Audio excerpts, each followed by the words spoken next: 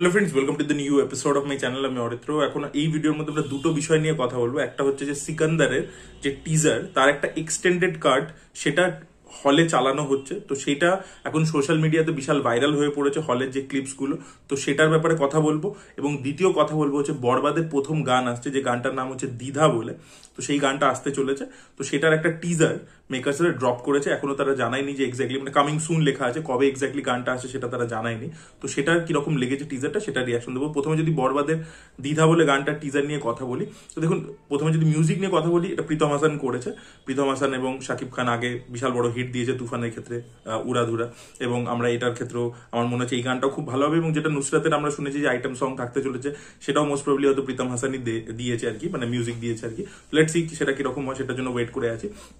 এখানে কিন্তু মিউজিকটা কিন্তু খুবই সুদিং, খুবই ছোট করা হয়েছে টিজার অবশ্যই খুব ছোটই হবে, বাট সেখানে যতটুকু আমরা মিউজিকটা শুনতে পাচ্ছি সেটা কিন্তু খুবই সুদিং, খুব সুইট একটা ব্যাপার আছে। এবং এটা গল্পের হয়তো এরকম একটা জায়গাতে আসবে যেখানে শাকিব খানের ক্যারেক্টারটা ইদিকাকে দেখে প্রেমে পড়ে গেছে, বাট এখনো কিন্তু সে এখনো জানে না যে ইদিকা ওকে ভালোবাসে কিনা। এবং আপনারা যদি ভিজুয়ালস এর মধ্যে দেখেন, কস্টিউমস এর মধ্যে দিয়ে এই শাকিব খান এবং ইদিকা যে পুরোপুরি দুটো ডিফারেন্ট ইকোনমিক স্ট্রাটা থেকে আসছে সেটা এস্টাবলিশ করে দেওয়া হয়েছে। শাকিব খান আলট্রা রিচ, বিশাল বড় লোক, প্রচুর পয়সা রয়েছে, মোস্ট প্রবলি হয়তো আন্ডারওয়ার্ল্ড থেকে বিলং করে, যেটা আমরা টিজারে দেখেছিলাম যে প্রচন্ড ভাইলেন্ট একটা ফ্যামিলি থেকে বিলং করে। তো তাকে সেরকমই লাগছে। এবং শাকিব খানের লুকটা খুবই ভালো হয়েছে আর কি, খুব স্টাইলিশ লাগছে আর কি, তাকে দেখতে খুবই সুন্দর লাগছে। আর অন্যদিকে ইদিকাকে একদম সিম্পল ভাবে সালোয়ার কামিজ পরা একজন সিম্পল মহিলা, এবং এত রাগী, রুড অ্যাটিটিউড আছে, প্রচন্ড ভায়োলেন্ট, ঠিক আছে। কিন্তু অন্যদিকে মেয়েটা আর কি খুব সুইট, সিম্পল, সাধারণ মেয়ে। তো এরকম একটা কন্ট্রাস্ট তৈরি হচ্ছে। এবং দুজনে যেহেতু বললাম যে ডিফারেন্ট ইকোনমিক ব্যাকগ্রাউন্ড থেকে আসে, সেটা এস্টাবলিশ করে দিচ্ছে। এবং দুজনের মধ্যে যে মোমেন্টস গুলো যতটুকু আমরা টিজারের মধ্যে দেখতে পাচ্ছি, সেগুলো কিন্তু ভালোই লাগছে। এবং গানটা যেটা বললাম যে ফিলটা ভালো, দেখা যাক গানটা ওভারঅল কিরকম হয়। আমার গানটা থেকে আশা রয়েছে। দ্বিধা গানের টিজারটা আমার বেশ ভালো লেগেছে। আপনাদের মতামত অবশ্যই জানাবেন। এবার যদি আমরা সিকান্দারের এক্সটেন্ডেড টিজারটা নিয়ে কথা বলি, তো এখানে দেখুন মোটামুটি যা আমাদের টিজার আমরা দেখেছিলাম সেটাই রাখা হয়েছে। তার সাথে কয়েকটা অ্যাডিশনাল ফুটেজ জুড়েছে তারা, আর কিছু ডায়লগস জুড়েছে, ঠিক আছে। এবার ডায়লগসটার ব্যাপারে আমরা পরবর্তীতে আসি। প্রথমে আমরা ফুটেজে কি কি অ্যাডিশনাল জুড়েছে, তো একটা আমরা শর্ট দেখতে পাচ্ছি যে সালমান খান, দেখবেন এই শর্টটা কাইন্ড অফ ছিল, এটা এই সিনটারই ফলো আপ সিনটা ছিল, বাট এই শর্টটা রেখেছে সালমান খান আর টিম ট্রেন থেকে নেবে, ট্রেন লাইনের ওপর পা রাখছে। যেটার ফলো আপ শটটা হচ্ছে যে ও একটা পুরো এরকম প্রচন্ড লাইট, একটা গ্লোই জায়গা থেকে হেঁটে আসছে ওর টিমের সাথে। দেখবেন সেই শটটা প্রথম টিজারটাতে ছিল, যেটা ইউটিউবে ছিল, বাট সেটার আর কি আগের শটটা বা পরের শট হয়তো এটা হতে চলেছে, যেখানে ট্রেন লাইনে উপর সালমান খান নামছে, ওইটা একটা অ্যাড করা হয়েছে। এবং সেকেন্ড যেটা ইম্পর্টেন্ট শট, যে সালমান খান একটা গাড়ির কনভয় থেকে নামছে, ওর পিছনে ওর টিমটা রয়েছে এবং প্রচুর লোকজন দাঁড়িয়ে রয়েছে আশেপাশে। সালমান খান তাদেরকে হাত জোর করে প্রণাম করছে। তো সালমান খান কিন্তু মাইট বি পলিটিক্সে নামতে চলেছে, এই ছবিটার মধ্যে আর কি ক্যারেক্টারটা, সিকান্দারের ক্যারেক্টারটা সে পলিটিক্সে নামবে। তো সেরকমই একটা আভাস আমাদেরকে দিচ্ছে যে ও হয়তো দাঁড়িয়ে আর কি পলিটিক্সে দাঁড়িয়ে। এবং সেটা আমরা প্রথম টিজার যেটা এসেছিল ইউটিউবে রিলিজ করেছিল, সেখানেও আমরা একটা বুঝতে পেরেছিলাম যে আমরা এতটাই পপুলারিটি আছে যে আমি ইলেকশনে দাঁড়ালে নেতা হয়ে যাব। তো সেই ব্যাপারটা থাকতে চলেছে, এটা এই শর্ট থেকে এস্টাবলিশ হয়ে যাচ্ছে। এবার ডায়লগস এর দিক থেকে ক্যারেক্টারটার ব্যাপারে আরেকটু কিছু জানা যাচ্ছে।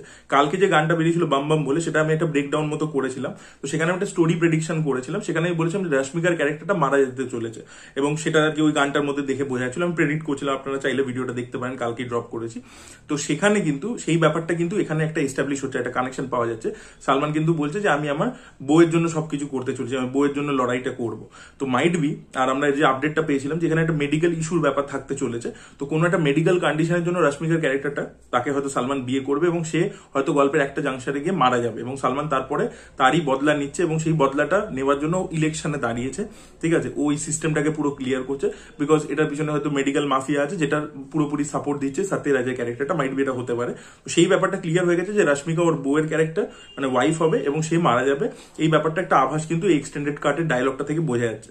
সেকেন্ড যেটা হচ্ছে, আরেকটা জায়গায় দেখা যাচ্ছে সালমান একটা ডায়লগ দিচ্ছে যে গুজরাট বা রাজকোট এই জায়গাগুলোর কথা বলা হচ্ছে, এবং বলা হচ্ছে যে সেখানে আমার এতটাই পপুলারিটি আছে যে ডিএম সিএম জানি না, বাট ইলেকশনে দাঁড়ালে অ্যাটলিস্ট এমপি তো হয়ে যাবো, এইটা এরকম একটা ডায়লগ আছে। তো এখানে বোঝা যাচ্ছে যে সালমানের ক্যারেক্টারটা কিন্তু গুজরাটি হতে চলেছে, এবং গল্পটার ব্যাকড্রপ কিন্তু গুজরাট, রাজকোট এই জায়গার ব্যাকড্রপে কিন্তু গল্পটা হবে। এবং প্রথম যে টিজারটা এসেছিল সেখানেও দেখবেন সালমান খান লাস্টে একটা ডায়লগ দিয়েছিল আউজু বলে, যেটা আর কি গুজরাটি ডায়লগ। তো এখানে ক্যারেক্টারটা গুজরাটি হতে চলেছে, এইটা কিন্তু এখান থেকে এস্টাবলিশ হয়ে গেছে। এবং গল্পের জিওগ্রাফিক্যাল ব্যাকড্রপটা কোথায় হবে সেটা কিন্তু আমরা বুঝতে পেরে গেছি এই পার্টিকুলার এক্সটেন্ডেড কাটে আর কি ডায়লগটাতে। যে ডায়লগস গুলো অ্যাড করা হয়েছে, যেরকম একটা ডায়লগ ছিল যে বিকাশ করনে পে মজবুর মত কর, এরকম একটা ডায়লগ ছিল দেখবেন প্রথম টিজারে, সেটারই একটা ফলো আপ ডায়লগ দেওয়া হয়েছে যে ও এক পাঞ্চ মে কর দুঙ্গা, এরকম একটা কিছু দেওয়া হয়েছে। আমি তো দুবারই দেখেছি, তো আমার মুখস্থ হয়নি ডায়লগ গুলো, বাট ওটা আর কি খুব একটা মানে ওই ডায়লগটাতে যে খুব কিছু বোঝা যাচ্ছে ক্যারেক্টারটার ব্যাপারে বা কিছু সেরকম নয়। এই দুটো মানে ডায়লগে জিওগ্রাফিক্যাল ব্যাকগ্রাউন্ডটা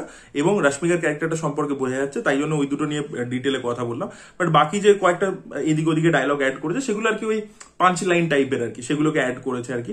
মানে আগে দেখবেন যে প্রথম টিজারটা ছিল সেখানে একটা মানে একটা ক্রিটিসিজম ছিল যে ডায়লগ গুলো যেন পর মানে অনেকগুলো বিভিন্ন ডায়লগ থেকে কেটে কেটে কেটে কেটে পরপর জুড়ে দিয়েছে এবং সেই ডায়লগ গুলোর মধ্যে কোনো স্পেস ছিল না আর কি।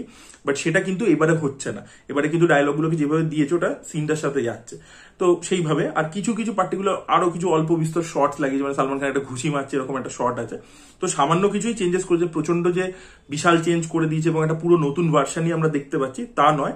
যেটা আমি বললাম যে ওই একটা শর্ট আর কি খুব ইম্পর্টেন্ট, যে ও নামছে কনভয় থেকে হাত জোর করছে, ওটা আর কি একটা পুরোপুরি নতুন ভিজুয়াল। আর একটা ট্রেন লাইনে ওই নামছে, ওটাও আর কি ফলো আপ আগের একটা মানে ভিজুয়াল আমরা দেখিয়েছিলাম। আর এই দুটো ডায়লগ ইম্পর্টেন্ট, যেটাতে নতুন একটা ইনফরমেশন আমরা জানতে পারছি গল্পটার ব্যাপারে। বাকি কিন্তু সেরকম ভাবে কিছু নতুন নেই এবং আমার এটা ডিসেন্ট লেগেছে। আপনারা এখন ইউটিউবে সার্চ করলে ওটা পেয়ে যাবেন, আপনারা ডায়লগস গুলো শুনে নিন, আপনারা দেখে নিন নতুন শর্টস গুলো কি কি আছে। এবং আমার তো মনে হয় যে এই টিজারটাই, যদি এক্সটেন্ডেড টিজারটা আছে কয়েক সেকেন্ড অ্যাড করেছে, এটাকেই তাহলে রিলিজ করতে পারতো। এটাকে আবার হলে চালানোর এখন কি দরকার আছে? এবং হলে কিন্তু এই মুহূর্তে কোনো বড় ছবি সেইভাবে যে চলছে সেরকম তো নয়, বা কোনো বড় ছবির সাথে যে টিজারটা অ্যাটাচ আছে তাও নয়। তো তাহলে কেন এখন এটাকে করা হচ্ছে? মানে এটাকে ছাওয়ার সাথে রাদের অ্যাটাচ করা উচিত ছিল, তাহলে একটা হাইপ হতো যে হলে এক্সক্লুসিভলি দেখাচ্ছে, সেটা একটা আলাদা হাইপ হতো। সেটা তো করেনি সিকান্দারের টিম। তো দেখা যাক সামনের দিনে কি হয়। ছবিটা থেকে এখন আমার আশা রয়েছে বিকজ অফ দ্য ডিরেক্টর। আপনাদের মতামত অবশ্যই কমেন্টে জানাবেন। Thank you so much, bye by.